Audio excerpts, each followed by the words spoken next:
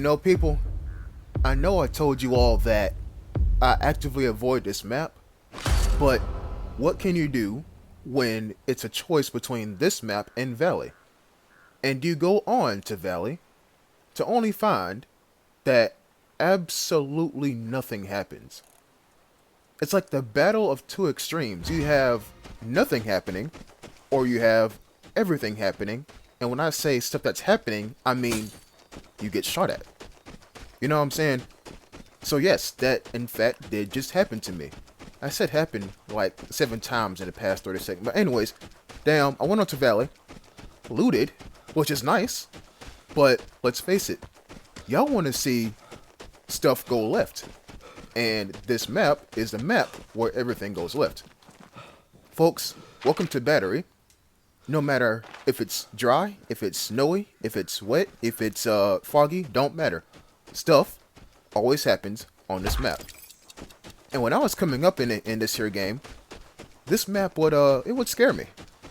Not gonna lie to you, it would. Purely because of the amount of sweats that would be on this map.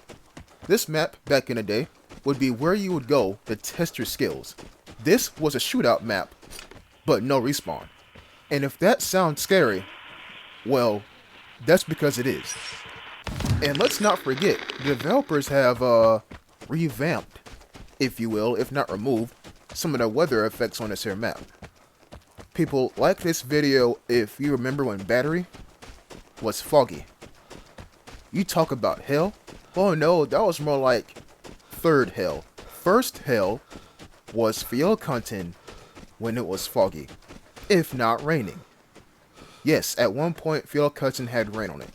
And if you think you had any idea what that was like, you just had to be there. You really did. So we are, wait for it, we are exactly 2 conversations deep in this match. The damn airdrop is pretty much a death trap now. And we spotted exactly nobody.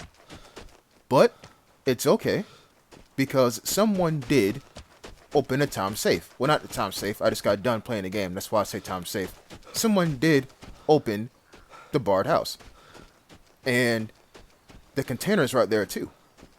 So if 2 plus 2 equals 4, which it does, if I was a loot-oriented player, I would, open the barred house, get safe, come outside, check my surroundings, and then go for the container.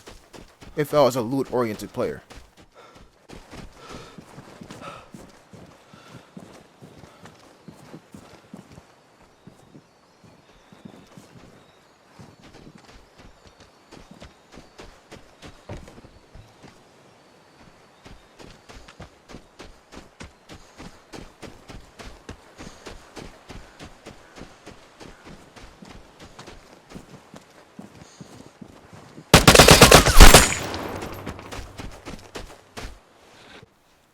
This guy did the right thing.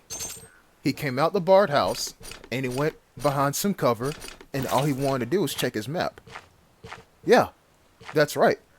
You couldn't have done anything wrong, I guess, in that process. The only problem is that I heard him. He can outplay people all day long, but if you don't hear him, then what can you do? And if you need any more proof that this guy looted the barred house, why is there a jammer here? Yeah. But also, let's not forget he had a cassette tape on him as well. And you can only get those from loot events. So yep, that's the guy who looted the barred house. He is now gone. And now we move onwards and upwards to better things. Here's a curious thing I could have done, looking back at it. I could have taken the S-82 and had a rifle. I could have. But we all know how trash S-82 is.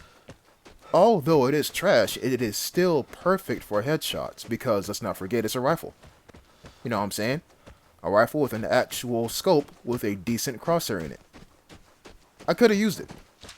But instead, I've opted for 2 assault rifles. And then I get ported. And you see, I kind of panic right there, and I'm like, dog, why am I getting ported? What is so important this late in the match? No pun intended. What is so important so late in the match that I get ported for it? Well, the safe was hit, that means there's only one thing: the container. Unless someone is porting just to see, where their nearest adversary is, which is a strategy that most people use. Notice how I did not say valid strategy, but it's a strategy that people use. But that begs the question: where am I getting ported from? And I thought I'd seen somebody in this here bush, but no, my eyes are tweaking, as a matter of fact. See, like, look at that bush right there against that tree. Yeah, I thought that was a person. But anyway, moving forward, yeah.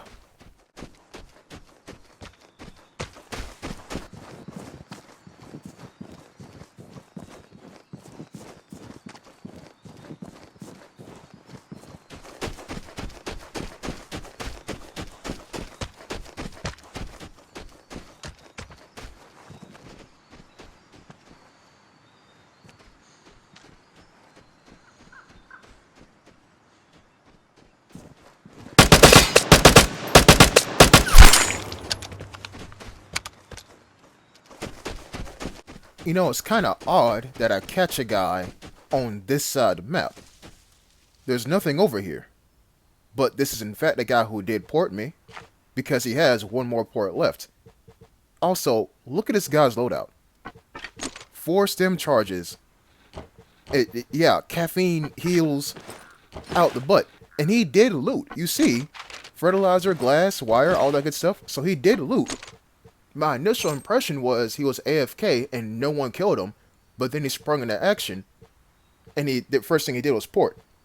But if he did do that, right, the time between me getting ported and him moving wouldn't make sense. And on top of that, if I get ported and he knows where I'm at, why wouldn't he run straight toward the bottom of the map where the houses are?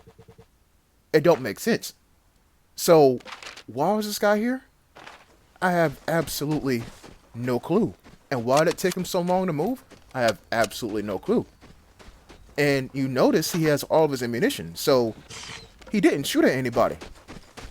I don't know what happened here. I really don't.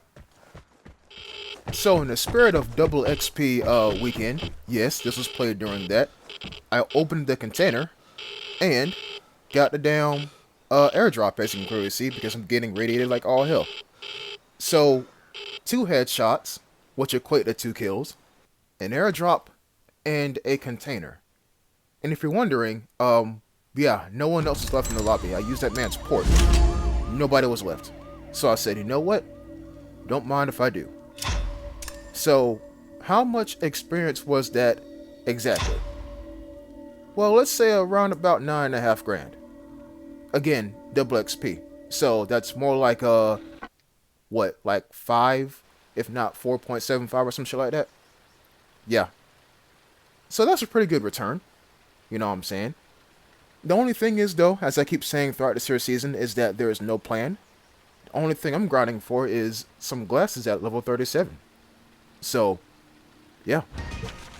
Folks, thank you for watching, and I'll see you next time. Until then, peace.